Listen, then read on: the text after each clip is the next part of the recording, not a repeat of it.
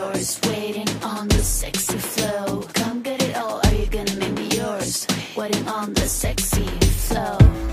I'm trying not to think about. बिलाखिर एक औरत ने मेरी हालत देखकर अंदाज़ा लगाया कि मैं किसी मुश्किल में हूँ। उसने मेरा कंधा पकड़कर हिलाया और मुझे उठाकर अपने पास बिठा लिया। वो मुझसे पूछने लगी, बेटी तुम किसके साथ हो और कहाँ जा रही हो? हमदर्दी पाकर रो दी और सारा हाल उसको बता दिया। उसने मुझको तसल्ली दी। जब वो अपनी मंजिल पर पहुंची तो मुझे अपने साथ लारी से उतार लिया और खाविंद से कहा कि इसको घर ले चलते हैं, वरना ये बच्ची किसी जालिम के हत्थे चढ़ जाएगी। ये लोग मुझे अपने साथ घर ले आए। मेरी मोहसिना का नाम अफशीन और उसके खाविंद का नाम मुशर्रफ था। वो एक साबिका फ़ौजी था। उन्होंने मुझे अपनी बेटी बना लिया। उनके कोई औलाद ना थी। मैं किसी तौर पर अपने घर लौट कर जाना ना चाहती थी और ये नेक लोग मुझे बहरहाल ज़माने की ठोकरों से बचाना चाहते थे। मुझे उस घर में बड़ा सुकून मिला। अब्बा की याद तो आती थी, मगर फिर उनकी धमकी और बाल काट देने वाली बात भी याद आ जाती थी।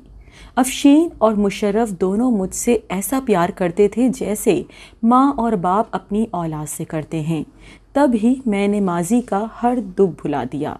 ना समझी में घर से निकली थी, मगर खुदा मुझ पर मेहरबान था कि उसने दुनिया के अजाबों से बचा लिया। एक महफूज घर बार दिया, माँ बाप दिए, मेरी किस्मत अच्छी निकली।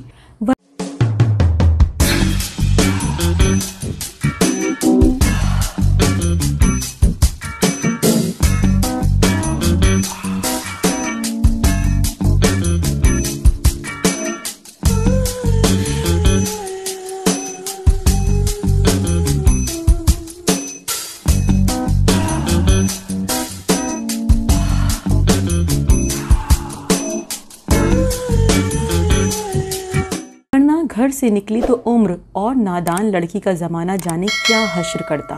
मैं उन लोगों को अम्मी अब्बू नहीं कहती थी, अंकल और आंटी कहती थी। ये फिर भी बुरा ना मानते। उन्होंने मुझे कुरान पाक की तालीम दिलवाई। जो टीचर घर पर ट्यूशन पढ़ाती थी वही दरसे कुरान भी देती थीं। वक्त गुजरता रहा। मैंने बतौर प्राइवेट तालिबा मैट्रिक पास किया। अंकल मुशर्रफ अक्सर कहते थे, जबी बेटी एक बार अपने घर चलो, अपने वालिदैन से मिल लो। अगर तुम वहाँ ना रहना चाहोगी तो मैं साथ ले आऊँगा। लेकिन मैं इनकार करती थी, क्योंकि इस जन्नत अर्ज़ी को खोना नहीं चाहती थी जहाँ अब रह रही थी, जहाँ लानत, मलामत और खौफ के साए ना थे, बस प्यार ही प्यार था।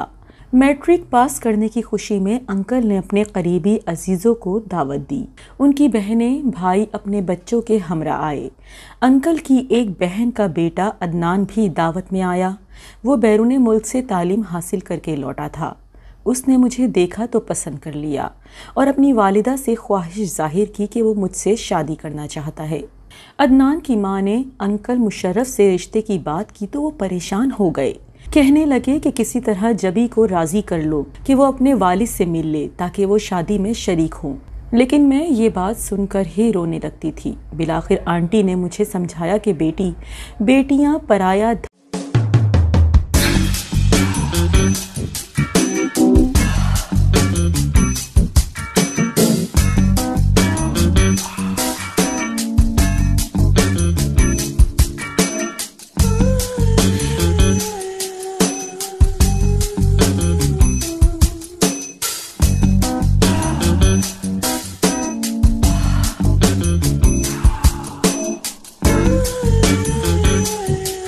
धन होती हैं। उनको कभी न कभी माँ बाप के घर से रुखसत होना ही होता है। हमारी ख्वाहिश है कि तुम्हारे अंकल के भतीजे से तुम्हारा निकाह कर दें। तुम अदनान को देख चुकी हो, तुम हाँ कहोगी तो तुम्हारा रिश्ता कर देंगे। अगर तुमको ये रिश्ता पसंद नहीं तो बता दो। तुम्हारी मर्जी के बगैर रिश्ता तय ना होगा। सोच कर जवाब दो। सोच विचार करने की मुझे क्या ज़रूरत थी। दिल से उनको माँ बाप माना था, फैसला भी उन्हीं पर छोड़ दिया। तब ही उन्होंने मेरी शादी अदनान से कर दी और मैं शादी करके फूफी जान के घर चली गई। शादी के 2 साल बाद अपने शौहर के हमराह लंदन आ गई और खुशो खुर्रम ज़िंदगी बसर करने लगी। अब ज़िंदगी में कोई गम ना था। अगर कमी थी तो ये कि वालिद साहब की याद आती थी। اداس ہو جاتی تھی، سوچتی تھی کہ اس دم تو گھبرا کر گھر سے نکل پڑی تھی، یہ نہ سوچا کہ میری گمشدگی کے بعد ان کی کیا حالت ہوئی ہوگی۔ اب تلافی اس غلطی کی کیوں کروں؟ 5 برس بعد بھی ہم پاکستان نہ جا سکے، البتہ انکل اور آنٹی ایک بار ضرور لندن آئے، چند دن ہمارے پاس رہ کر لوٹ گئے۔